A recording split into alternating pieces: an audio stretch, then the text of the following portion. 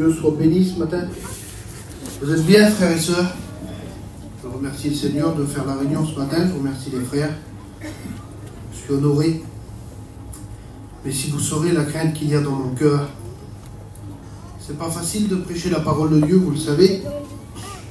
Je voudrais vous dire quelque chose ce matin, tout simple. Vous voulez être avec moi, frères et sœurs?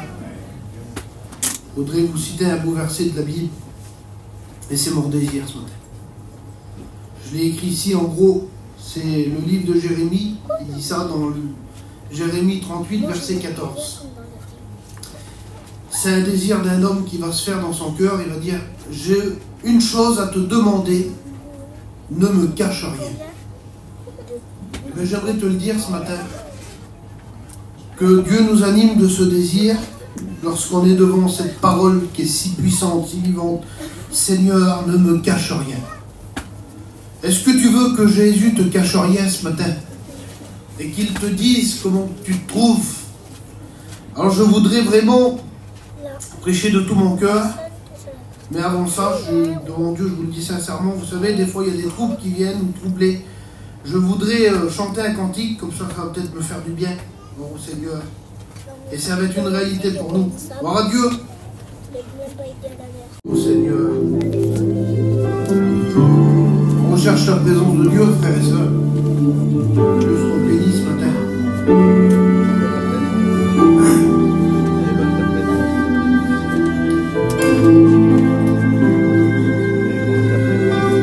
C'est ce qui peut tout changer pour toi, c'est les paroles du cantique, on le connaît par cœur.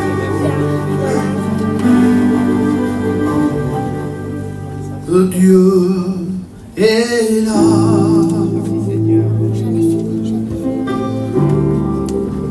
Dieu est là.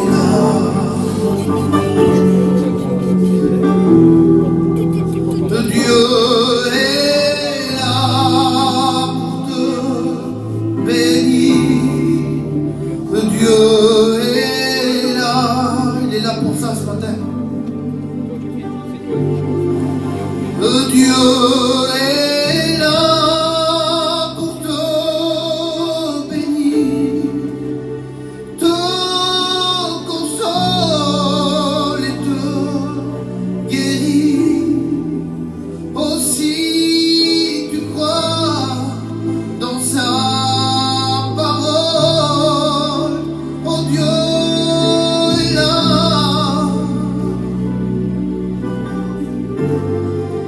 Mais Dieu est là pour te bénir, te consoler et te guérir.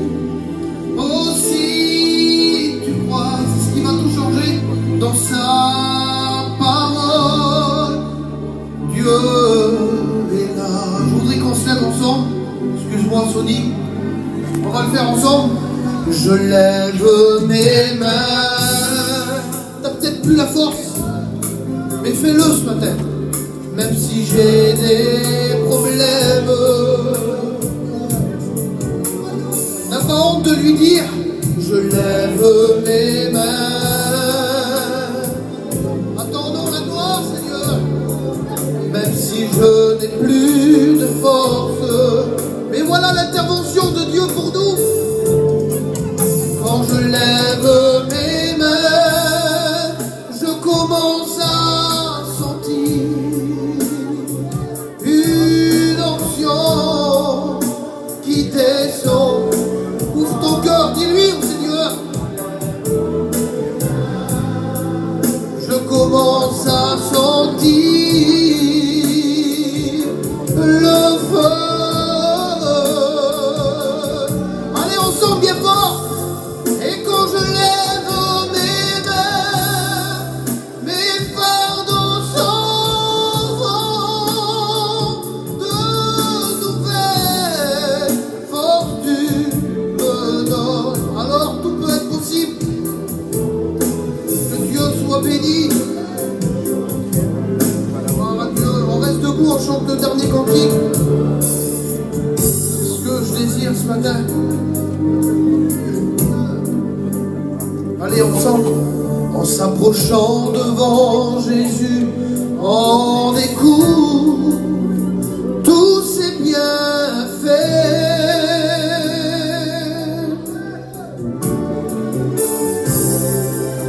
En s'approchant devant Jésus, on découvre vraiment ce qu'il est. Mais Seigneur, t'es quoi pour moi?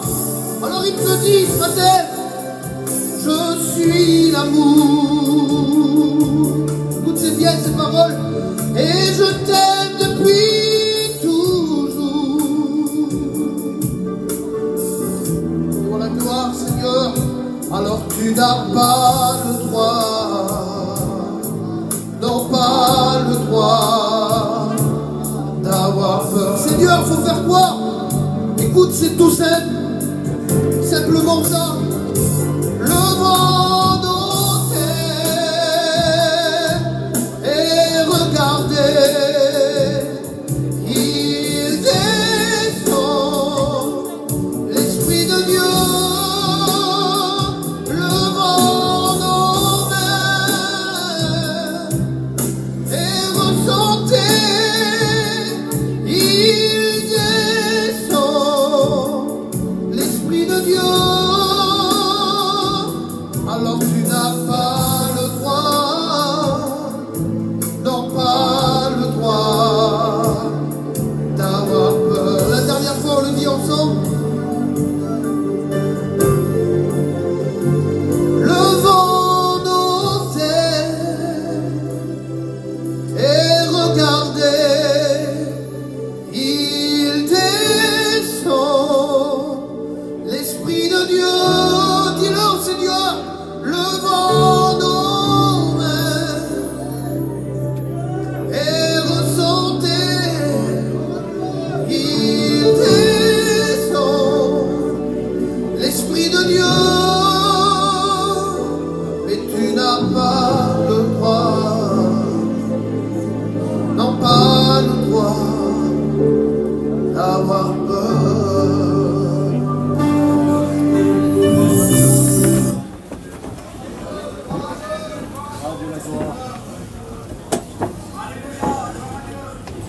Gloire au Seigneur. Prions Dieu, frères et sœurs. Prions le Seigneur 2 minutes, on n'est pas pressé ce matin. Ton nom la gloire.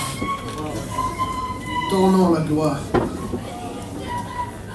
Béni Seigneur. Ton nom la gloire. Du bien dans les cœurs. Bouleverse nos cœurs ce matin.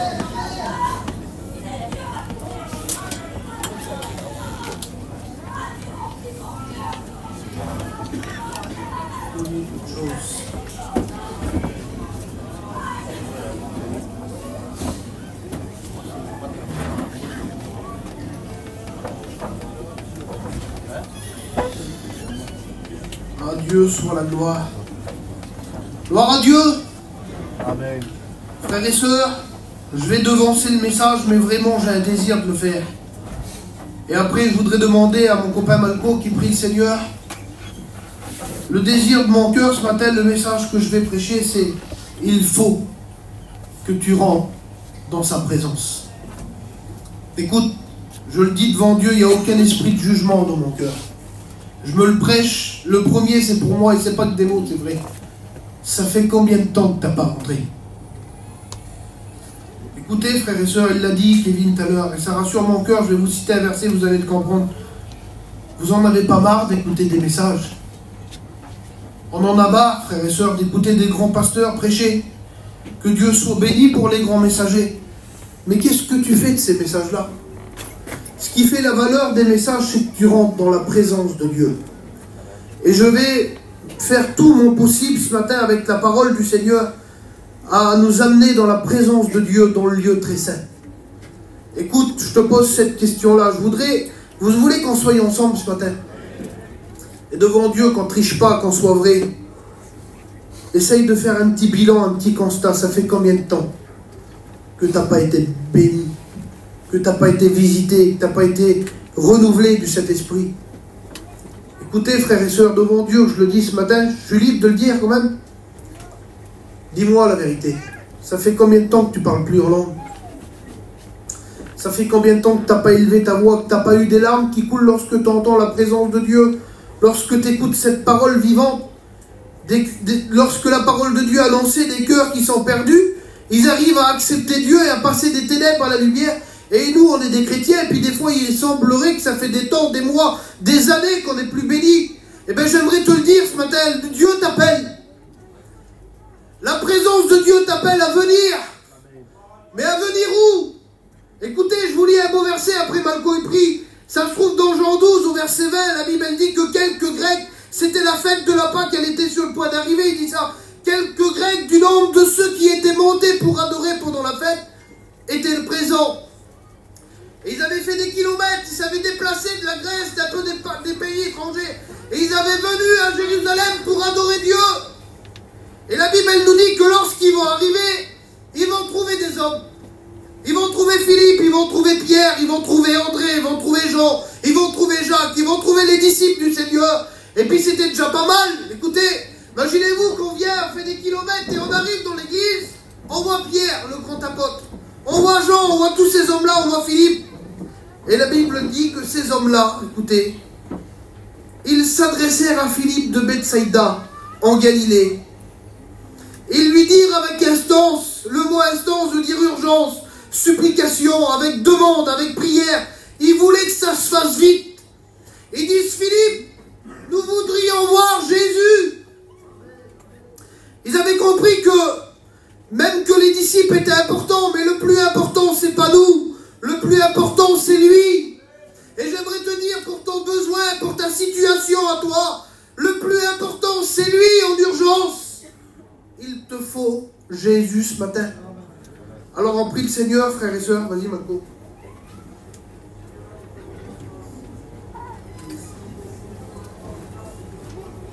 À Dieu soit la gloire.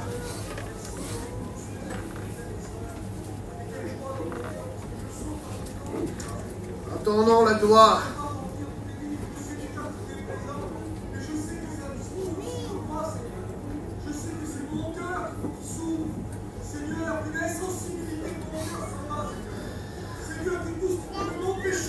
Que Dieu soit béni. Attendons la gloire. C'est la parole de Dieu. Seigneur, que l'homme s'efface, qu'Achis s'efface, Seigneur.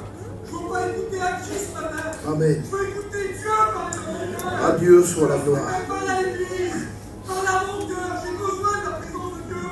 J'ai besoin de toi ce matin, Seigneur. Alors viens nous remplir, Seigneur. Et par la foi, je dis merci. Merci pour la bénédiction. Gloire à Dieu. On y va ensemble, frères et sœurs. Je voudrais pendant 2-3 minutes, je voudrais, écoutez, dévoiler les plans de l'ennemi sur ta vie à travers cette parole de Dieu qui est si puissante, si vivante. Je disais ça hier, on est rentré tard, vous savez, on a été faire une petite réunion à Marseille et puis le Seigneur nous a bénis. Et puis pendant la route, je pensais à ce verset-là, il me revenait dans la tête. Alors je voudrais vous le citer ce matin. La Bible elle dit dans Jean chapitre 10 au verset 10. Il dit ça, le voleur ne vient que pour voler, égorger et détruire. Il y a là 3 étapes. Voler, égorger et détruire. Et j'aimerais te le dire ce matin, le diable, il veut venir voler chez toi dans ta maison. Et voilà pourquoi je me suis dit, Seigneur, on a écouté le message à Julot, on a écouté le message à Ramoucho-Dubois. Moi j'étais à l'inauguration, j'étais pas là, mais le message c'était de la bombe. C'était un message béni. C'est un message où tu sais qu'il y en a qui a dû prendre des décisions. Mais Seigneur, à l'instant même que tu sors du culte, le diable il vient lui. Il veut venir voler la parole de Dieu qui est descendue dans ton cœur. Et puis là j'ai fait quelque chose de tout simple. Le mot voler veut dire prendre nos valeurs. Et puis j'ai écrit des choses spirituelles, moi. Alors Seigneur, le diable, il veut prendre nos valeurs, oui. Mais pas que ça, il veut prendre ton zèle. Il veut prendre ta vision, il veut prendre ton amour. Il veut prendre ton entendement, il veut prendre ta marche. Et puis d'un seul coup, écoutez, une fois qu'il vole les valeurs de l'évangile, une fois qu'il vole le diable, et alors il continue, il voit que ça marche. Il voit que tu es une proie et puis que c'est facile. Alors vous savez ce qu'il fait? Il vient et il égorge. Et le mot égorger veut dire étouffer. Ne plus pouvoir crier à l'aide. Abattre. Et puis là, le rôle du diable, lui, c'est ça. Ça veut dire une fois que tu t'as fait prendre tes valeurs, une fois que tu es désarmé, une fois que tu avais des bons désirs, tu étais devant la parole de Dieu. La parole de Dieu, elle crée en toi des valeurs, des choses, mais l'ennemi, écoutez, lorsqu'on lui laisse une faille, il rentre. Puis lorsque il pourrait déjà satisfaire de voler simplement, non, mais il va aller plus loin. Il veut te faire mal. Je te le dis ce matin au nom du Seigneur, il veut te faire mal, l'ennemi. Et la Bible dit qu'il va encore plus loin, c'est jusqu'à un certain moment où il veut détruire. Le mot détruire veut dire mettre en ruine, briser, démolir, te mettre à mort. Voilà le rôle du diable sur ta vie. Et il y a un verset de la parole du Seigneur, vous savez que la Bible elle est puissante, elle est vivante. C'est Jésus qui va parler à Simon-Pierre, il va dire, dans Luc chapitre 22, verset 31, il va dire, Simon, Simon, Satan vous a réclamé pour vous gribler comme le froment. Ça veut dire, écoute Pierre, le diable, par des pensées internes, il veut faire basculer ta foi, il veut te faire dévier de la volonté de Dieu. Mais écoute, j'ai une bonne nouvelle pour nous ce matin. Mais il dit, Pierre, j'ai prié pour toi. Alors toi, tu es là, tu es dans la réunion, puis écoute, sois un homme vrai ce matin, soyons vrais, frères et sœurs. On peut être des serviteurs de Dieu. Et puis après, je vais parler d'un homme. Un homme qui est à la hauteur, normalement, c'est un roi de la Bible. Et puis on peut voir qu'on peut se faire prendre nos valeurs, on peut se faire prendre les choses qui sont en nous. Et la Bible, elle nous dit, écoutez, vous voulez qu'on rentre dans le message ensemble? Je vous prêche 5 minutes et après je vais vraiment sur ce que Dieu m'a donné dans le cœur. Ça se trouve dans 1 Roi chapitre 20. Écoutez ce qu'elle dit la Bible. Il y avait là le roi Ben-Hadad, roi de Syrie. Il assembla toute son armée, il avait avec lui 32 hommes, des chevaux, des chars. Il monta, il mit le siège devant la Samarie et il l'attaqua. Regardez, Ben-Hadad, il représente le diable dans la Bible. C'est un roi de Syrie, c'est un roi étranger à la volonté de Dieu, c'est un roi qui veut détruire l'œuvre de Dieu. Eh bien j'aimerais te le dire ce matin, si tu ne le sais pas, ouvre bien tes oreilles, le diable veut te détruire. Et on n'a pas peur de dire les mots là parce que c'est écrit dans la Bible. Il a juré ta perte. Mais là, au milieu de nous, écoutez, il va y avoir une intervention en trois épisodes. En 3 étapes. Les mêmes étapes que ce que le diable veut faire pour le peuple de Dieu. C'est voler, égorger et détruire. Et là, il va se passer 3 choses. Écoutez ce qu'elle dit la Bible. Ben-Hadad, roi de la Syrie, il monta avec son armée et avec ses chevaux, tout ce qu'il veut. Et il mit le siège et il attaque la Samarie. Regardez verset 2. Il envoya dans la ville des messagers à Akab, le roi d'Israël. Écoutez, des fois, il y a des petits messages qui viennent dans nos cœurs, des messages de l'ennemi, en te disant, pour toi, c'est fini. Pour toi, tu t'en sortiras plus. Tu ne seras plus jamais béni, tu ne seras pas exaucé. Ta situation, elle ne changera jamais. Vous ne croyez pas qu'il agit comme ça, frères et sœurs? Je ne prophétise pas ce matin, c'est ce qu'on sait. Et la Bible, elle nous dit ça. Il envoya des messagers vers le roi Akab et il lui fit dire, ainsi parle Ben-Hadad. Il se présente. Il dit, roi Akab, ton argent et ton or sont à moi. Tes femmes et tes plus beaux enfants sont à moi. Le roi d'Israël répondit, écoutez, il va répondre le roi Akab. Le roi Akab, normalement, il est établi par la volonté de Dieu. Tous les rois, ils ont été établis par Dieu. Mais là, lui, c'est un roi ennemi, Ben-Hadad. Et il veut attaquer le peuple de Dieu, il veut attaquer le roi d'Israël. Et il va dire un mot tout simple. Écoutez, je ne sais pas pour vous, mais ça paraît un peu bizarre ce matin. Il est en train de lui dire au roi d'Israël, un des hommes les plus puissants de l'époque. Il lui dit, écoute, Akab, ton or, c'est à moi. Ton argent, c'est à moi.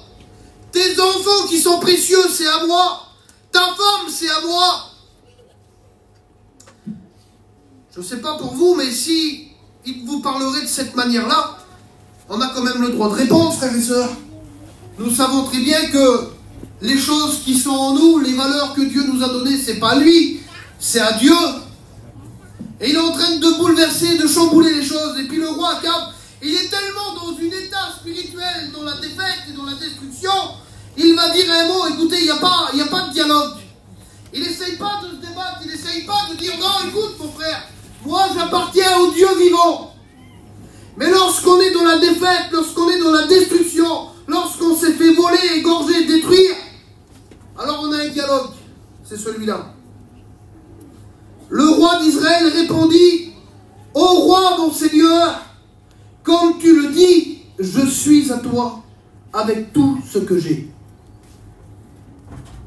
Ça va plus loin. Les messagers retournent et disent, ainsi parle Ben-Hadad. Ben-Hadad, il comprend que le roi, il a la proie, une accès facile. C'est facile pour lui de l'attaquer. Écoutez, il ouvre toutes ses portes, le roi. Le roi Akab, il donne tout. Et la Bible, elle nous dit ça, écoutez, les messagers retournent et disent, ainsi parle Ben-Hadad, je t'ai fait dire, tu me livreras ton argent, ton or, ta femme et tes enfants. Il dit, écoute maintenant, j'enverrai donc demain à cette heure-là mes serviteurs chez toi. Ils fouilleront ta maison et les maisons de tes serviteurs, et ils mettront la main sur tout ce que tu as de précieux, et ils l'emporteront. Je ne sais pas si vous imaginez le rôle de l'ennemi, comment il s'infiltre, comment il veut prendre tes valeurs, comment il veut prendre ta paix, ta joie, tes enfants. C'est ce qu'il veut faire. Mais qu'est-ce que tu vas faire ce matin, toi? Tu vas le laisser ouvrir? Tu vas le laisser prendre tes valeurs? Tu vas le laisser tout prendre? Mais j'aimerais vous dire quelque chose, frères et sœurs. Il faut agir. Et puis devant Dieu ce matin, il n'y a pas de révélation de mon cœur, mais il y a un mot. Si vous saurez le mot, comment il m'a animé tous ces jours, pour pas qu'il rentre, il faut que tu rentres dans la présence de Dieu. Écoute, je te le dis devant Dieu, puis j'ai pas peur de dire ce que je vais dire. Avant de dire ça, j'ai appelé des anciens, j'ai demandé si c'était possible. Je ne prêche pas comme ça ce matin, j'ai demandé des conseils. Et puis c'est bon, que Dieu soit béni. J'aimerais te le dire, celui qui ne rentre pas dans la présence de Dieu, il ne tiendra jamais. Ça peut mettre 1 mois, 6 mois, 1 an, 2 ans. Tu peux faire le grand musclé, l'homme fort, la femme forte. Mais un jour ou l'autre, le diable va te détruire. Mais qu'est-ce qu'il faut faire ce matin? Eh bien, j'aimerais te le dire tout simple. Il faut que tu prennes cette décision. Seigneur, je rentre. Mais où? Je rentre dans la présence de Dieu. Alors écoutez, il y a encore une 3e étape qui va arriver devant Dieu, c'est terrible. Donc le roi, il se laisse tout prendre. Femme, enfant, argent, or. Et puis écoute, peut-être qu'en train d'écouter le message, là, tu es en train de te dire, Seigneur, il est rentré chez moi, il m'a pris ça, il m'a pris ça, il m'a pris ça. Il m'a égorgé, je ne peux plus crier à Dieu. C'est pour ça que je pensais à ça dans mon cœur. J'ai dit, Seigneur, c'est pour ça que dans les réunions, là, ici, là, depuis 2 mois, je suis là. Et bien on n'écoute pas beaucoup de monde prier. C'est un peu toujours les mêmes qui prient. Devant Dieu, qu'il n'y a aucun jugement ce matin, que Dieu vous bénisse, ceux qui prient, priez. C'est important de prier le Seigneur. Et je pensais à ça, je disais, Seigneur, peut-être qu'il y en a qui a été égorgé ce matin. Et ils sont là dans les rangs. Et puis ils n'ont plus la force parce que, écoutez, il dit, ils ne peuvent plus crier à l'aide. Parce que lorsqu'on est égorgé, il n'y a plus de voix qui sort. Alors la Bible, elle nous dit, le diable va encore plus loin, frères et sœurs. Vous êtes avec moi 5 minutes, hein, que Dieu soit béni, elle dit ça, la parole de Dieu.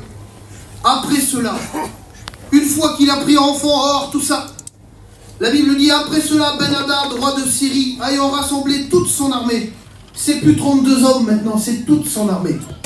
Il voit que ça marche, alors il continue. Il monta, il assiégea la Samarie. Et le mot assiégé veut dire lié, cerné, entouré, enfermé, attaqué, paralysé, encerclé, emprisonné, bloqué. Il était en train de faire quelque chose devant le pays de la Samarie. Il est en train de bloquer le pays, en train de l'emprisonner. Impossible de s'en sortir. Tu as envie de sortir dehors, tu peux pas. Écoute. Et puis là, je voudrais vraiment t'expliquer les choses. Tu voudrais t'en sortir. Tu voudrais essayer de demander de l'aide, mais t'es coupé, tu n'as plus de pouvoir. Mais j'aimerais te le dire ce matin, écoute. T'es lié, t'es entouré, t'es enfermé, t'es paralysé. Et il y avait une femme dans la parole de Dieu, que Dieu soit béni, à un moment donné, c'était la belle-mère de Pierre. Et elle était là, elle était atteinte d'une maladie, et puis la maladie l'a paralysée dans sa chambre. Mais à un moment donné, écoutez, il y a un homme qui s'est approché de cette maison. Il s'appelle Jésus. Il l'a vu allongé, paralysé, ne plus pouvoir se lever. Il s'est approché d'elle, et j'aimerais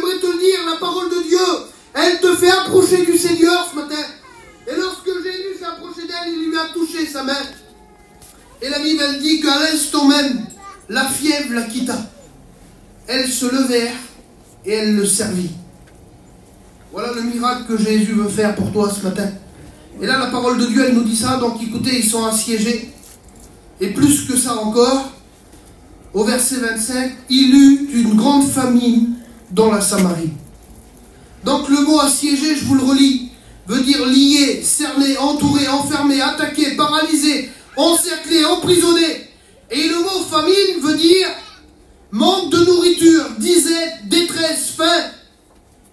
Et puis à un moment particulier, la famine, elle a duré pendant 1 an et 6 mois. Et en Israël, écoutez, il y a eu des moments dans la parole de Dieu, à plusieurs reprises, il y a eu des famines. Et lorsque la famine arrivait, le peuple de tout Israël était traumatisé. Une famine, ça fait peur, une famine, on manque de tout. Et puis la famine, elle apporte quelque chose dans l'Israël, c'est du tracas. C'est quelque chose d'incroyable. Écoutez, la famine veut dire, lorsqu'une manque de nourriture dans une longue durée, qu'est-ce que ça produit? Ça produit la mort du peuple. Pendant les temps de famine, c'est écrit dans la parole de Dieu, il y en avait qui perdaient la vie parce qu'ils ne pouvaient plus se nourrir. Eh bien, j'aimerais parler du spirituel ce matin. Peut-être que tu passes une famine spirituelle. Tu es assiégé, tu es dans la famine. Tu as fait tout prendre tes valeurs. Et comment tu te retrouves? Alors écoutez, j'ai écrit ça ici tout simple. Tu n'as plus de nourriture. Tu n'as plus de pain. Et tu te retrouves dans un état quand même pas bonne. J'aimerais te le dire ce matin, mais il y a une solution. Quel bonheur, la solution de l'évangile. J'ai écrit ça, la famine provoque la sécheresse spirituelle. Et j'aimerais vous en parler de son. Gloire à Dieu. Alors on y va ensemble. Gloire au Seigneur, c'est le livre du prophète Agé. Il va nous parler ce matin, mais vraiment. Il va nous dire ça, le prophète Agé, il est en train de faire un constat, c'est un prophète de l'Éternel. Et il va dire ça, c'est pourquoi la parole de l'Éternel fut adressée par Agé le prophète en ces mots. Il dit, est-ce le temps pour vous d'habiter vos demeures l'ont brisée, quand cette maison est détruite? Il est en train de parler de la maison de Dieu, de la présence de Dieu, du temps. Et il est en train de dire, est-ce pour vous le temps d'habiter dans vos maisons, dans les maisons où il y a tout, là où il y a plein de choses, et que vous laissez la maison de Dieu abandonnée et détruite? Et il dit, quand cette maison est détruite, ainsi parle maintenant l'Éternel des armées. Il va dire, considérez attentivement vos voies. Il dit, vous semez beaucoup et vous recueillez peu. Vous mangez et vous n'êtes pas rassasiés.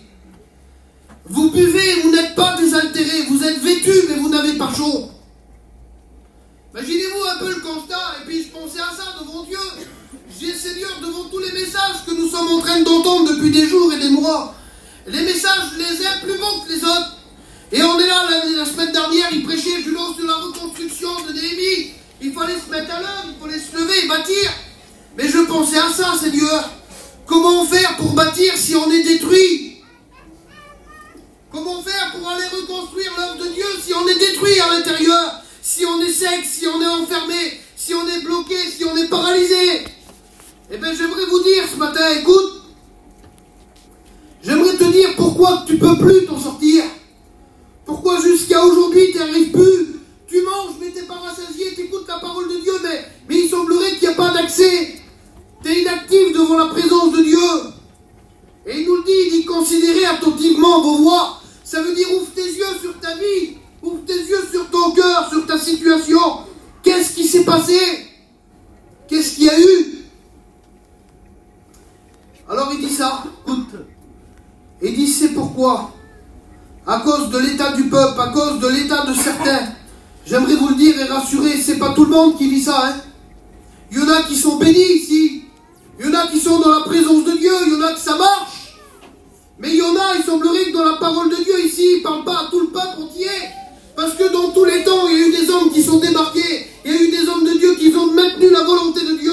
Mais là, ici, à ce moment précis, il y en a qui ont tout, mais ils n'ont plus rien. Seigneur, tu nous parles qu'on a de la semence, mais on ne recueille rien du tout. Tu nous parles qu'on a dû manger, mais on n'est pas rassasié. Et il dit, c'est pourquoi, écoutez, les cieux vous ont refusé la rosée. et la terre a refusé ses produits. J'ai appelé la sécheresse sur le pays, sur les montagnes, sur le blé, sur l'huile, sur ce que la terre peut rapporter. Et aujourd'hui, on se retrouve dans un état où on n'a plus rien.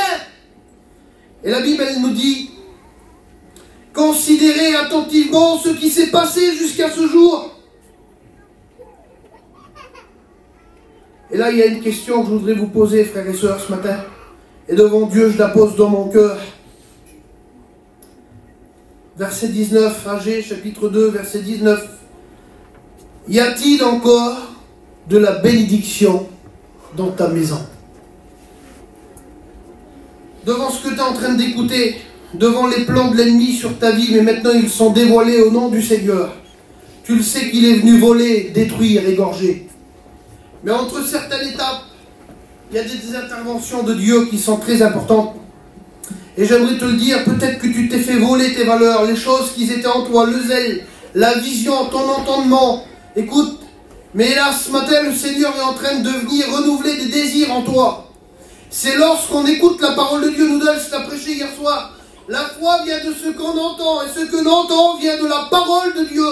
Ça veut dire que ce matin, tu es venu là, tu étais détruit, tu n'avais plus la force, mais à l'écoute de la parole de Dieu qui est vivante, et qu'elle vient percuter ton cœur, il y a des désirs qui peuvent se recréer à l'instant même. Vous savez pourquoi? Parce que la Bible, elle nous dit que la parole de Dieu, elle court avec rapidité. Et le mot rapidité veut dire elle court à grande vitesse. Ça veut dire elle est capable de faire naître des choses en toi qui n'existent plus en une seconde. Alors là, ce matin, on est devant cette parole de Dieu. Écoutez, on est là, on fait le constat ensemble. Gloire au Seigneur, vous êtes bien. Il dit, considère, c'est Dieu qui nous parle. Il dit, écoute-moi, là où tu es dans l'église à Villeneuve-Loubet ce matin, le 2 mars, considère bien attentivement ce qui s'est passé. Mais qu'est-ce que ça veut dire, Seigneur, attentivement? Ça veut dire, écoute, fais une réflexion en toi. Rentre en toi-même comme le fils prodigue un jour. Et dis-toi, Seigneur, qu'est-ce que j'ai loupé? Qu'est-ce que j'ai négligé? La parole de Dieu, la semaine dernière, elle m'a parlé, mais j'ai rien pu faire, Seigneur. Et je vous le promets, devant Dieu, il y a eu des personnes qui sont venues vers moi et m'ont dit, j'étais touché dans mon cœur, mais j'étais bloqué. Je ne pouvais pas agir. Eh bien, j'aimerais te le dire au nom de Jésus ce matin. Qu'est-ce qui va permettre que la situation se débloque? C'est que tu rentres en toi-même. Et à partir de ce matin, tu fais le constat, le bilan. Seigneur, oui, ça fait des jours que je ne suis pas béni. Oui, Seigneur, ça fait des jours que je néglige les réunions. Oui, je ne suis pas fidèle, Seigneur. Oui, je suis plus béni. Oui, Seigneur, je suis dans la destruction. Je me suis fait prendre mes valeurs, Seigneur. Mais y aurait-il une solution pour moi? Oui, il y a une solution. Il y a une solution pour toi ce matin, c'est quoi? C'est un jugement? Non. C'est quoi, Seigneur? Il faut que tu demandes à Dieu. Écoute, je vais un peu plus loin, que Dieu soit béni. Il dit, y a-t-il encore quelqu'un ici qui reste de la bénédiction dans sa maison? À cette époque-là, il n'y en avait plus grand monde qui avait de la bénédiction. C'était des temps difficiles. Mais la Bible, elle nous dit ça, et je voudrais qu'il se passe ça ce matin au nom du Seigneur. Au verset 14, mais l'Éternel réveilla l'esprit de Zorobabel, gouverneur du peuple. J'aimerais le dire au nom du Seigneur. Il faut que Dieu vienne réveiller ton esprit en toi. Ton esprit qui est abattu, ton esprit qui est dans les ténèbres. Ton esprit négatif qui dit, je vois rien, je suis plus béni, et puis ça ne marchera pas de toute manière. J'aimerais te dire que Dieu a le pouvoir de réveiller ton esprit. Et là, il y avait un homme, Zorobabel, c'était le gouverneur du peuple. C'était, si vous aimez mieux, les pasteurs.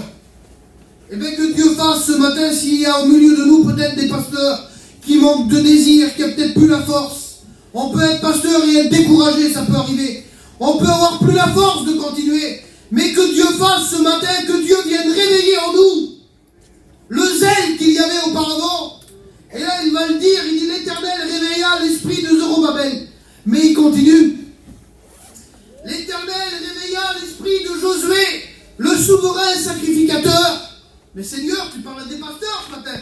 Eh bien, peut-être que Dieu peut nous parler aussi à nous. Et c'est pas une honte d'être un pasteur et puis d'avoir besoin de Dieu. Moi, je vous le dis ce matin devant Dieu que c'est vrai. J'ai vraiment besoin que l'Esprit de Dieu me bouleverse. Il l'a dit, Malco, tout à l'heure dans sa prière, écoutez, un homme qui est plus béni, il n'y arrive plus. On peut avoir un beau costume ce matin, écoutez, je vous le dis. je vous fais une confidence, jusqu'à ma mort, je prêcherai en costume. Devant Dieu que c'est vrai. On a vécu une expérience avec Malco l'année dernière, je vous l'explique 2 secondes. On faisait la tournée d'église, il n'y avait pas Noodles avec nous. Et puis on allait faire des réunions. Et nous, on est des jeunes serviteurs de Dieu, ça fait 10 ans que je prêche. 10 ans que j'étais à l'école biblique, j'ai 29 ans. J'avais 19 ans, il l'a dit Kevin tout à l'heure. Et puis dans mon cœur, lorsque j'étais à l'école biblique, je voulais avoir un sérieux, je voulais être un vrai serviteur de Dieu. Je vous ouvre mon cœur ce matin. Et c'est pas facile des fois lorsqu'on est jeune, vous avez compris. Et puis l'année dernière, on fait la tournée d'église. Puis moi, dans mon cœur, j'avais pris cette décision-là, et puis je le sais, un coucou. Je voulais prêcher en costume. C'est grave. J'avais ce désir-là, je me suis dit, Seigneur, c'est trop important, c'est trop... Voilà, je vous dis ce qu'il y avait dans mon cœur, je dis, Seigneur, c'est trop sérieux l'évangile. Et puis j'ai écouté un jour quelque chose dans mon cœur qui a créé des désirs. Et puis l'année dernière, on se retrouve dans la tournée d'église, on faisait pas mal de réunions. Puis à un moment donné, moi et lui, là, on va faire la réunion. On était juste tous les deux. Et c'était moi qui prêchais, lui, il dirigeait, veste de costume, chemise, et moi, costume entier. C'est moi le pasteur. Et de ce coup, on sort de la réunion, écoutez, pour vous dire, il y avait un homme dans l'église, il est venu. Il a dit, lorsque vous avez rentré, il dit, j'ai vu des vrais serviteurs. Et si vous saurez le désir qui s'est créé dans mon cœur, je dis, Seigneur, alors devant Dieu, ce matin, je ne critique rien du tout. Mais quel bonheur de prêcher en costume, quelle fierté. Imaginez-vous le sérieux qu'on a. On est des serviteurs de Dieu, on prêche l'évangile qui sauve, l'évangile qui délivre, l'évangile qui répare les foyers. Et l'homme, il a dit, comme vous êtes venus derrière l'estrade, j'ai dit, ça, on peut leur faire confiance à ces hommes-là. Alors c'est peut-être exagéré, mais j'aimerais vous dire, on a des rangs à tenir. On n'est pas n'importe qui, je le dis ce matin, je m'encourage tout seul. On est des serviteurs de Dieu, c'est sérieux l'évangile. On prêche pas n'importe comment. Un jour, mon ancien, c'était Gershom, il m'a dit, Adji, prêche jamais de ta vie en basket. Vous voulez que je vous détende 2 secondes? Moi et Marvin qui est là. On était des étudiants à Gershom et puis lui, il avait une tête dure un petit peu. On avait été faire une réunion à Montbéliard. Et puis moi, j'avais les 2 grands souliers comme ça là. Et puis c'était pas moi qui dirigeais, pas moi qui prêchais. D'un seul coup, il regarde le Marvin, il dit, Marvin, tu diriges. Et il regarde ses souliers, il dit, tu as des baskets, tu diriges pas. Devant Dieu, c'est pour vous dire le sérieux, c'est peut-être maniéreux, peut-être pour certains. Mais quelle école, Seigneur. Et puis d'un seul coup, et moi, mes 2 grands souliers, comme ça, là, ils étaient noirs, devant Dieu, ils étaient grands comme ça. Et lui, il a un plus petit pied que moi, écoute, il dit, tu changes tes baskets avec lui. J'étais derrière l'estrade, je jouais de la guitare, devant Dieu que c'est vrai. Les pieds, ils étaient tout petits à lui. J'avais les baskets comme ça, et lui, comme il marchait sur l'estrade, il fallait qu'il traîne les pieds. Il manquait ça derrière, mais c'était un sérieux. C'était pour lui dire, et pour moi aussi, écoutez, c'est sérieux ce que vous faites. Vous n'avez pas le droit de faire ce que vous voulez. Et en vérité, c'est vrai, je le dis devant Dieu. Vous savez, des fois, je suis couché, et puis je disais, Seigneur, quel bonheur l'école qui m'a appris. Et puis, frères et sœurs, écoutez, ce matin, je vous le dis, je l'ai dit hier en dirigeant à Marseille, il n'y a pas plus sérieux que l'évangile. Si tu n'es pas sérieux, tu ne tiendras jamais. Si des fois on fait des petites déviations, on essaye de se permettre des choses, oui mais ça, non. Dieu dit non. Alors ce matin, je vous le dis au nom du Seigneur, l'Esprit va réveiller l'esprit des dirigeants, l'esprit de Zorobabel, l'esprit de Josué, mais Seigneur, tu vas t'arrêter là? Non. Jésus va plus loin, il dit, l'Esprit de l'Éternel va réveiller l'esprit du reste du peuple. Eh bien, j'aimerais te dire, il veut réveiller ton cœur ce matin. Il veut te dire à toi qui es ici dans l'église, il y en a assez des messages. Ça fait trop longtemps que tu ne changes pas, trop longtemps que le diable te détruit. Maintenant, il est temps. Elle le dit, la parole de Dieu, il est temps que l'Éternel agisse. Et là, le verset, il va continuer. Que Dieu soit béni, vous êtes avec moi. Il va dire ça, écoutez, bénédiction maintenant, elle arrive. J'aimerais te le dire au nom du Seigneur pour toi. La bénédiction, elle arrive. Et là, il va dire ça dans le verset 19.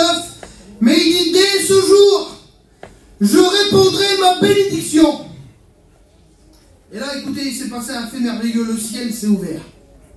C'était pendant une période très difficile. Le ciel s'est ouvert. Il n'y avait plus rien qui poussait sur le sol en Israël. Et la Bible elle dit c'était le temps, vous savez, le temps d'Élie là. C'est qui demandait à son serviteur, remonte en haut de la montagne et va voir, ça faisait 3 ans et 6 mois qu'il n'y avait plus tombé d'eau. Eh bien j'aimerais te le dire, ça fait combien de temps qu'il n'y a plus tombé l'Esprit de Dieu sur toi?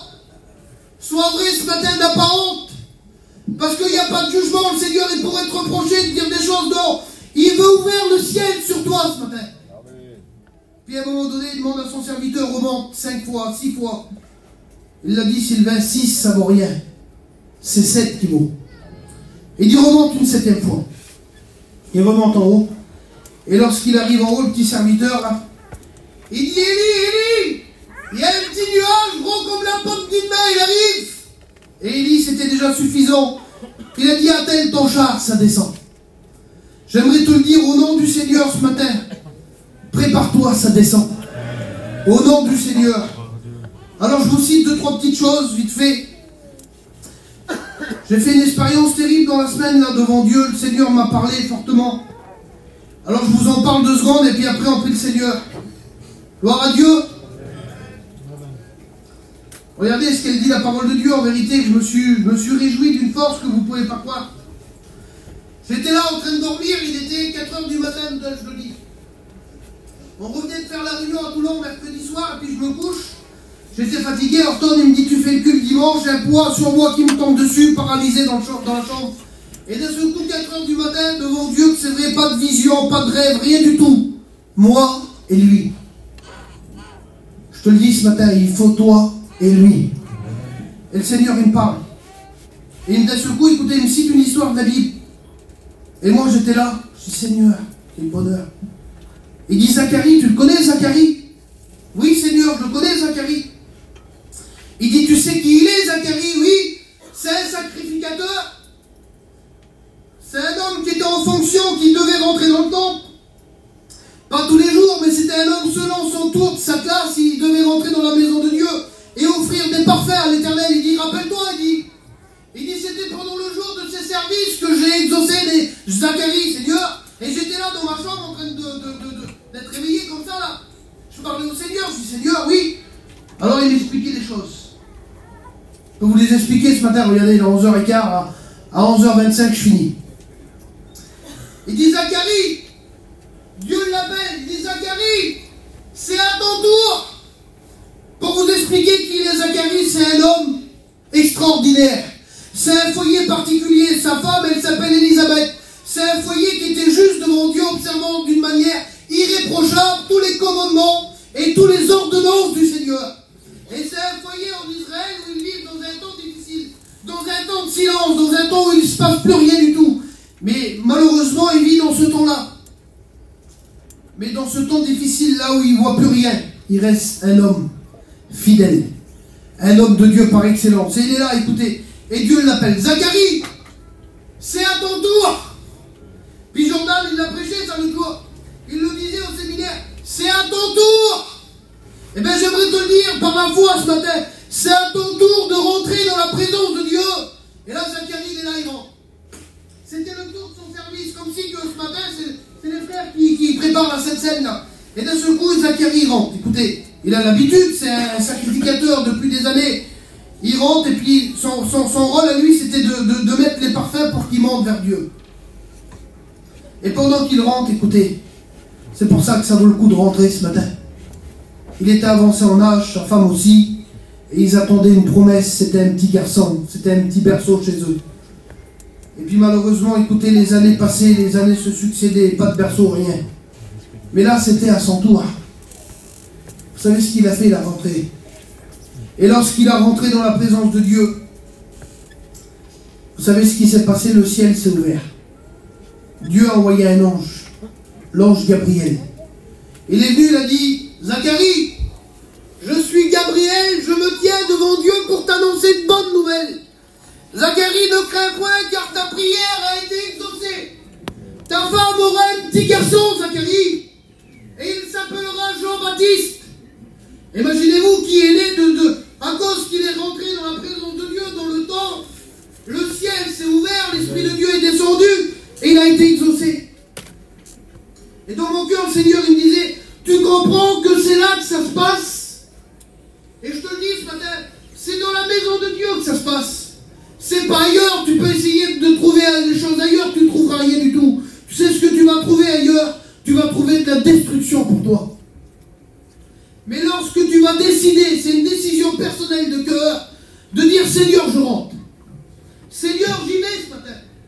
Jusqu'à aujourd'hui, j'ai été empêché, j'ai eu des problèmes, j'ai eu des soucis, mais je suis en train de comprendre par la parole de Dieu que c'est dans le temple que ça se passe. Et Dieu est en train de me dire, écoute, c'est dans le temple que j'ouvre le ciel.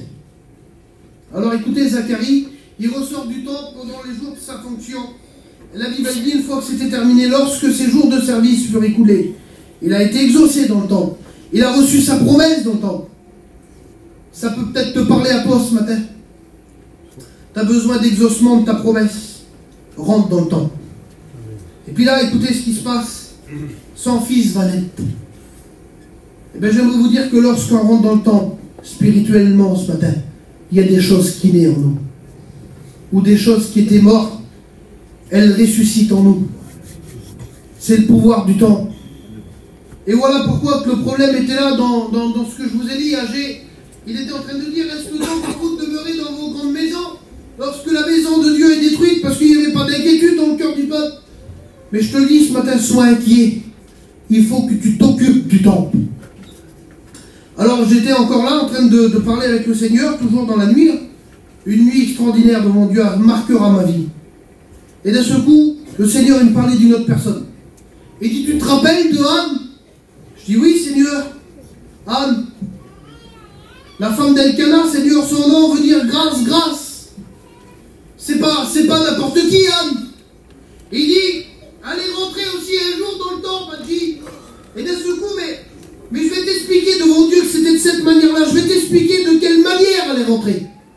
Et là, il m'a expliqué le Seigneur son parcours. Et il m'a dit à la rentrée dans le temple, écoute, elle était mariée avec un homme. Et puis elle ne mangeait plus. Elle pleurait constamment. Le cœur attristé. L'amertume dans l'âme, la Bible nous dit. Elle était dans la souffrance, dans la honte. Mais à un moment donné, elle prend une décision, que Dieu soit béni. Elle décide, Seigneur, je vais rentrer dans le temple. Je rentre comme je suis. Écoutez, tu n'as pas besoin de faire manière ce matin. Rentre pas à la place d'un autre. Hein. Rentre à ta place. Prends pas, essaye de ne pas te maquiller comme une femme dans la Bible qu'elle savait maquiller pour tromper le roi. Non, on ne trompe pas Dieu. Puis là, écoutez, Anne, elle rentre avec ce qu'elle est, Sylvain. Elle rentre en pleurant. Elle rentre découragée. Elle rentre dans la souffrance. Elle rentre sans manger. Elle rentre en train de pleurer dans l'amertume. Et lorsqu'elle rentre, il y a un homme qui la voit, il s'appelle Dieu. Mais il y avait aussi un homme qui était en place, c'est aussi un sacrificateur, Élie. Et lorsqu'il la voit, écoutez, lui, tout de suite, il croit qu'elle est saoule. Il dit, écoute, tu rentres dans le temple, t'es ivre. Non, elle dit, mon Seigneur, je ne suis pas ivre. Je suis une femme qui souffre dans mon cœur. Mais qu'est-ce que tu fais là? Elle dit, je répands mon âme devant lui. Vous savez ce qui s'est passé dans le temple? Vous voulez savoir ce qui s'est passé dans le temple? Anne, c'est quoi ton problème? Je pleure. C'est quoi aussi ton problème? Je suis dans la souffrance. C'est quoi encore? Je suis dans la honte. Mais quoi encore? Je mange plus. Mais c'est quoi encore, Anne? Je suis dans la détresse totale. Mais aussi, c'est quoi, Anne? Excusez-moi pour les mots, mais je voudrais être spirituel ce matin, c'est la Bible. Mais c'est quoi aussi ton souci, Anne? J'ai pas de berceau, j'attends depuis des années. Mais t'as trop de problèmes, ma soeur. Tu seras jamais exaucé. Tu seras jamais béni. T'as trop d'affaires sur toi, non? Elle décide de rentrer dans le temple, mais qu'est-ce qui va se passer? Elle ressort, écoutez. Avec un bon visage. En train de manger. Consolée. Écoutez, elle ressort, exaucée. 9 mois plus tard, un petit garçon va naître. C'est Samuel le prophète. Vous comprenez la puissance du temple ce matin? Tu ne voudrais pas rentrer? Je ne sais pas ce que tu as ce matin. Devant Dieu que c'est vrai. C'est important ce que je dis. C'est important ce que la parole de Dieu elle nous enseigne ce matin. Anne, Zacharie, Seigneur, tu vas loin. Tu me compares à Zacharie, à Anne. Il faut que tu rentres. Puis là, de ce coup, j'étais encore là en train de parler avec lui. Ça marchait, alors je continuais. Il dit, écoute, mes disciples, tu les connais? Oui, Seigneur. Il dit un jour, il dit, je leur ai demandé quelque chose. C'était de rentrer dans une petite chambre haute. Si vous saurez la présence de Dieu qu'il y avait sur moi, ce que je ressentais, c'était extraordinaire. Il dit, j'ai demandé à mes disciples, ils s'inquiétaient, écoutez, c'est écrit dans la Bible, dans Acte 1, verset 4, ils s'inquiétaient de savoir dans quel moment j'allais revenir, les temps, les moments, les jours. Et il dit, je leur ai dit, c'est pas à vous de connaître les temps, les moments. Ben oui, parce que lorsqu'on n'est pas dans la présence de Dieu, on veut tout savoir, on veut tout connaître, on veut essayer, on voudrait diriger l'église. Lorsqu'on est chrétien et puis qu'on n'est pas dans la présence de Dieu, on parle sur les pasteurs. Parce qu'on voudrait que les pasteurs fassent comme ça, mais t'es pas un pasteur, toi, t'es un chrétien, suis. Et un jour, j'ai écouté ça dans une réunion, je le dis au nom du Seigneur. Il dit, il n'y a aucune brebis qui connaît la route. C'est le berger qui connaît la route. Et j'aimerais te le dire, si tu veux pas te perdre, suis le berger. Que Dieu soit béni. Et puis là, d'un seul coup, les disciples, ils écoutent le Seigneur, ils montent dans la petite chambre haute. Ils avaient compris la leçon, c'est pas à vous de connaître les temps, les moments, mais il dit vous, il faut que vous vous occupiez de quelque chose. Il faut que vous rentrez dans la petite chambre haute à Jérusalem, dans la petite chambre. Restez le temps qu'il faudra. Et écoutez, à un moment, ça va descendre. Et de ce coup, qu'est-ce qu'ils font? Ils montent dans la petite chambre. Et comme ils montent dans la chambre, une journée, 2 jours, 3 jours, 6 jours, 7 jours, 8 jours, rien du tout. 9 jours. Seigneur, aïe, j'en ai marre, Seigneur, ça fait 9 jours, je vois rien. Tu me demandes de rentrer, il n'y a plus rien. Eh bien, j'aimerais te dire qu'au bout du 10e jour, comme c'était prévu, parce qu'avec Dieu, c'est prévu, tu ne changeras rien du tout, c'est Dieu qui fait les choses. Et là, le 10e jour, écoutez, un bruit s'est fait entendre. Un vent a descendu.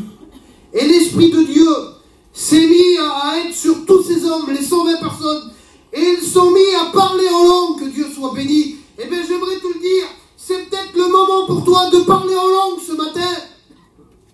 Ça fait trop longtemps que tu te retiens, trop longtemps que tu n'as pas été renouvelé, peut-être baptisé du Saint-Esprit. Il faut que tu rentres dans la chambre. Et j'aimerais te dire, alors Seigneur, il s'est passé quoi pour eux? Parce que c'est bien beau, Seigneur, de rentrer, mais qu'est-ce qui va se passer pour les disciples? C'est déjà des disciples, ils sont avec toi, Seigneur. Écoute, tu veux que je te dise qu'est-ce qui s'est passé pour eux? Ils sortent de la chambre, ils prêchent, 3000 personnes se convertissent. Ça continue. Ils marchent dans la ville, Pierre et Jean, il y a un homme qui est boiteux de naissance. Il est paralysé, il ne peut plus marcher, il est en miettes.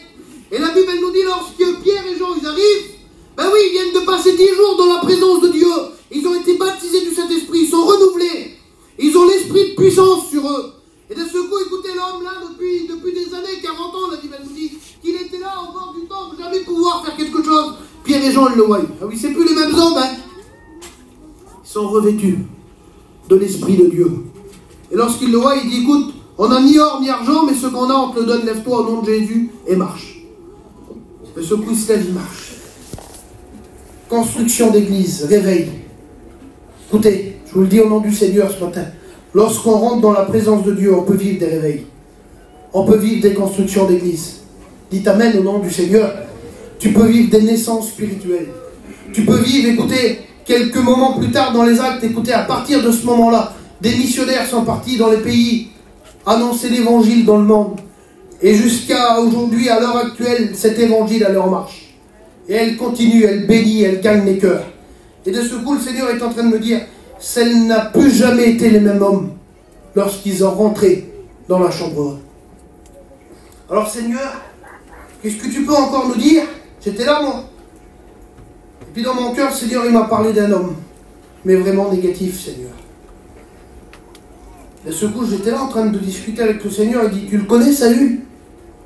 Je dis, oui, je le connais. Il dit, tu sais que c'était le roi d'Israël? Oui, Seigneur, c'était le premier roi.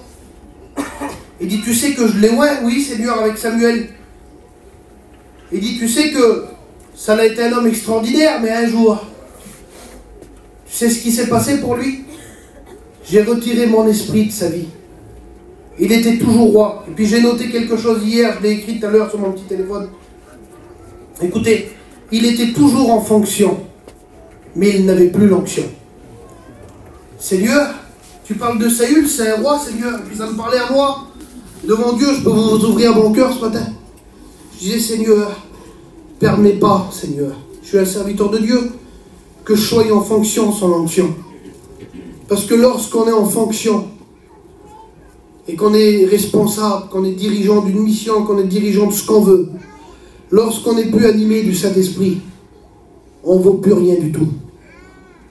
Excusez-moi pour les mots peut-être assez forts ce matin, mais je vous le dis de la part du Seigneur, c'était ce qu'il me disait lui, je suis obligé de vous le dire. Il me dit, tu comprends, c'est très dangereux. Tu peux être un serviteur de Dieu, tu peux faire plein de choses, être dans l'œuvre, prêcher, annoncer l'évangile, aller là-bas, à droite, à gauche. Mais si tu perds l'onction, tu n'as plus rien du tout. Et devant Dieu, que c'était une école pour moi dans cette nuit-là, il me disait, fais tous tes efforts. Rentre dans la présence de Dieu comme il faut. Écoute, même si des fois c'est pas facile, même s'il faut que tu y vas à genoux, que tu y vas en rampant, il faut que tu rentres. Et puis là, de ce coup, écoutez, il m'a parlé d'un homme. Il m'a parlé de David. Il m'a dit, David, lui, il va écrire un psaume un jour. Vous voulez que je vous le cite ce matin? Le psaume 27 au verset 4. Il dit, je demande à l'Éternel une chose que je désire ardemment. Je voudrais habiter toute ma vie dans la présence de l'Éternel. Et puis d'un seul coup, il est en train de me parler de David. Je vous le dis. Il m'a dit à un moment de sa vie, vous savez David, vous le connaissez, il n'a pas eu des bons moments. Il a eu un moment où c'est qu'il était en train de dévier, d'échouer totalement.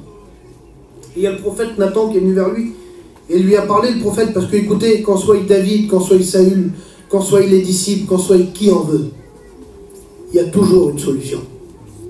Je te le dis ce matin, vous ressentez la présence de Dieu, si vous serez devant Dieu, c'est vrai. Comment que je sens dans mon cœur la présence de Dieu à l'instant que je vous parle. Écoutez, David, il est là, le prophète Nathan est devant lui, c'est pas bon ce qu'il va entendre. Ce qu'il va entendre pour lui, c'est vraiment pas bon. Il a fauté, il a détruit une vie, il a fait des choses atroces. Et d'un seul coup, Nathan, il vient vers lui, il dit, David, écoute, il y avait un homme comme s'il a pris la brebis de l'autre, comme ça, oui. Il dit, ben cet homme-là, David, parce qu'il est vrai, David, il dit, il mérite la mort. Mais David, il dit, cet homme, c'est toi. Et il dit, t'es en train de dire ça? Il dit, mais c'est toi. Et puis là, David, il y a une prière qui va naître. Il y a une repentance qui va se faire instantanément. Parce que comme on veut habiter toute notre vie dans la maison de l'Éternel, on est sincère. Puis David, il est devant cette grande catastrophe-là qu'il a fait. Écoutez, il ne peut pas faire comme si que c'est pas lui, c'est lui qui l'a fait. Mais devant cette parole du Seigneur, devant Nathan le prophète, il est devant cette situation-là, il dit, je mérite la mort, je suis condamnable. Mais il va se tourner vers le grand Dieu du ciel. Et dans ce moment-là, il va dire, Seigneur, enlève-moi tout. Enlève-moi la royauté, je suis plus digne, c'est vrai. Enlève-moi la maison du royaume, c'est vrai. Enlève-moi ma couronne, Seigneur. Mais je peux te demander quelque chose. Ne me retire pas ton esprit. Il avait compris que de vivre sans l'esprit, c'était dangereux.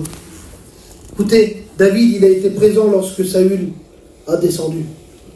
Pendant que Saül descendait, David montait. C'est ça les choses de Dieu. Comme tu descends. Alors écoutez, j'ai une petite histoire à vous citer, puis après on prie le Seigneur, vous voulez? Dans mon cœur, le Seigneur il me disait, tu veux, je te montre la preuve lorsque tu es en fonction, mais tu n'as plus l'onction, ce qui se produit. Puis moi j'étais là devant une école, devant Dieu, c'était extraordinaire ce que je vivais. Et je me suis retrouvé devant la parole de Dieu. Il m'a dit, tu la connais, l'histoire du bon samaritain, Luc 10, verset 30? Oui Seigneur, je la connais, c'est mon message que je prêche souvent, Seigneur. Il dit, tu te rends compte, il dit, ces deux hommes-là, le sacrificateur et le lévite, des hommes, il dit, en fonction, mais plus l'onction. Peut-être que ça va choquer ce matin. Je me suis toujours posé la question, Seigneur, pourquoi qu'ils voient l'homme à demi-mort et qu'ils n'ont pas de solution, ils passent comme si qu'ils ne l'ont pas vu. Il dit, parce qu'ils avaient plus l'onction. Et devant Dieu, je le dis pour moi ce matin, comme on n'a plus l'onction, on passe à côté des besoins. On voit des hommes à demi-mort. Ils ont vu cet homme qui descendait de Jérusalem à Jéricho. Une mauvaise décision, on aurait pu dire bien fait pour lui, il ne fallait pas qu'il le fasse. C'est vrai, des fois on prend des mauvaises décisions, il y a certains chrétiens qui prennent des mauvaises décisions. Mais on ne peut pas juger, frères et sœurs. Il faut céder. Et là, le Seigneur est en train de me parler, il m'a dit, le sacrificateur, c'était celui qui était en fonction. C'était l'homme par excellence, c'était celui qu'on devait demander des conseils. Lorsqu'on était fatigué, qu'on était faible, on devait aller vers lui. Mais écoutez, lui, le sacrificateur, il a fait le même parcours. Il est descendu aussi de Jérusalem à Jéricho. Voilà pourquoi qu'il a perdu l'onction. J'aimerais vous dire que l'onction, on peut la retrouver à un seul endroit précis. C'est dans la présence de Dieu. Et là, écoute, donc le sacrificateur, il voit l'homme à demi-mort là. Il est là, l'homme, il est paralysé, il ne peut plus s'en sortir, il est blessé, il a des ouvertures sur lui. Et la Bible dit que lorsqu'il le vit, il passe à outre. Et là, ce coup, écoutez, il y a le deuxième qui arrive, le Lévite là. Le Lévite, c'est un homme extraordinaire. C'est l'homme engagé, c'est lui qui construit le tabernacle, c'est lui qui fait tout. Et lorsque cet homme-là aussi, la Bible dit, lorsqu'il le voit, il le regarda et il passe à outre. Mais ce matin, je voudrais vous parler de lui. Mais il y en a un. Il s'appelle le bon samaritain. Il est en fonction, mais il a l'onction, que Dieu soit béni. C'est le créateur de la bénédiction. Et la Bible dit que lorsqu'il le voit à demi-mort, vous savez ce qu'il fait? Il a dans sa petite trousse, dans son petit sac à dos, il a de l'huile et il a du vin. Lorsqu'il le voit à demi-mort, il se penche sur lui tout de suite. Ben oui, le cœur du Seigneur voudrait se pencher sur toi et il voudrait réveiller ton cœur qui est à demi-mort, en train de te dire, écoute, c'est vrai peut-être que le pasteur t'a pas visité, c'est vrai peut-être que tu as été négligé pendant cet hiver, mais j'aimerais te dire que l'œil du Seigneur se penche sur toi ce matin et il t'enseigne, écoute, moi j'ai de l'huile et j'ai du vin. Alors ce matin j'aimerais qu'on couvre nos yeux, j'aimerais qu'on prie le Seigneur. Et écoutez, c'était pas prévu ce que je vais faire, mais je voudrais vous dire à quoi que ça sert une réunion. Il y a mon copain Waddle qui est là. On a été faire la réunion mercredi là. Il nous a expliqué une expérience. Une expérience qu'aussi un jour, il avait plus d'huile. Vous voyez que ça peut arriver d'être chrétien, d'avoir plus d'huile, oui. T'es peut-être comme ça ce matin. Mais t'as fait quoi Waddle? Viens nous l'expliquer. On a 2 minutes. On courbe nos fronts, on n'a rien à voir. On recherche cette présence du Seigneur qui est parmi nous. Vous allez comprendre. Une réunion, ça sert à ça.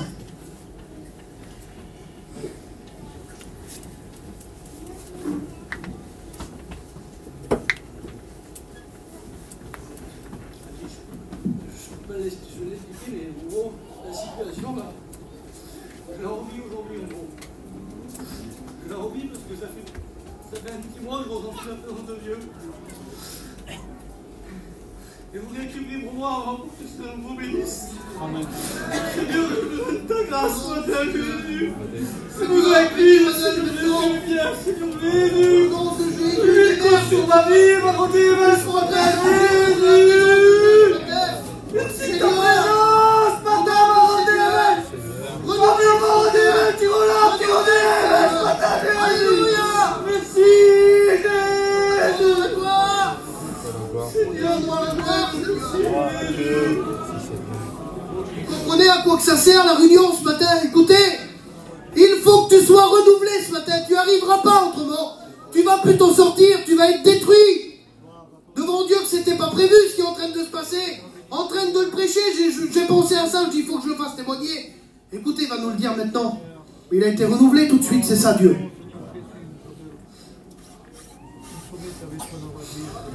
Seigneur, écoutez, je ne veux pas faire d'apparence. Ce matin, moi j'avais besoin, ça fait un mois que je ne ressens plus la présence de Dieu.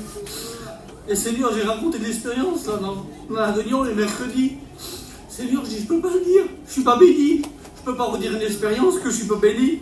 Écoutez, j'étais venu ici, on était 5 copains dans le terrain de mon père. Et puis, je ne ressentais plus la présence de Dieu, mais c'était à un point que je ne savais même pas si j'étais chrétien. Je ne ressentais plus rien. Écoutez, je suis arrivé, on est parti avec les campings d'ici. Les garçons, ils disent, on reste quelques jours. Je dis, moi, j'ai envie de partir, les copains. On va à la retraite des foyers. Écoutez, on arrive à Lyon sur la place. Et comme on arrive sur la place, le copain me dit, ça va? Je dis, les gars, je manque d'huile, je suis pas bien. Seigneur Jésus-Christ, c'était tout simple comme ça. Et le lendemain matin, c'était le dimanche comme aujourd'hui. Et c'était annoncé sur la parole de Dieu. C'était Ephraim qui prêchait. Et puis à ce moment-là, il prêche sur l'huile. Et moi, ce que j'ai fait, écoutez, ce matin, j'aurais pu dire ma petite expérience, et puis j'aurais pu aller me rasseoir, mais le Seigneur m'aurait peut-être pas béni. J'aurais pu peut-être faire ça, et quand je me suis levé, je dis Seigneur, je vais jouer, je vais dire que l'expérience et que je suis pas béni. Ben je dis non. Non, je m'humilie, mais Seigneur, tout béni, je suis content parce que je ressens la présence de Dieu. Écoutez, j'ai fait la même chose que j'ai fait ce matin, j'ai vu mes mains au ciel, j'ai dit Seigneur, je veux que tu me bénisses ce matin, j'ai besoin de ton huile fraîche qui descende sur ma vie, et Seigneur, il l'a fait comme ce matin. Alors je veux dire, si t'es un chrétien et que t'es sec, Seigneur, fais quelque chose, reste pas dans ton état, que Dieu te bénisse. Oh Dieu, on ferme nos yeux, écoute, on l'a commencé comme ça le message, t'es assiégé, tu peux plus t'en sortir, t'es détruit, et puis t'es en famine spirituelle, t'es sec, t'es plus béni. Je te le dis au nom du Seigneur, pas de révélation, tu pourras pas tenir de cette manière-là, un jour ou l'autre tu vas tomber, tu vas perdre les valeurs de l'évangile. Mais ce matin, Dieu t'appelle. Amen. Mais il aurait pu te juger, le Seigneur, ce matin. Non, il ne te juge pas, il t'aime. Il est en train de te dire pour toi, mon frère. C'est pour toi que je prêche ce matin. Si tu veux que l'huile du ciel, elle s'ouvre. Si tu veux être comme Anne, si tu veux être comme Zacharie, comme les disciples, comme David, Seigneur, enlève-moi tout, mais plus l'esprit. Alors écoute, lève-toi de ta place. Faut pas avoir honte, t'es devant Dieu, que Dieu te bénisse, mon frère.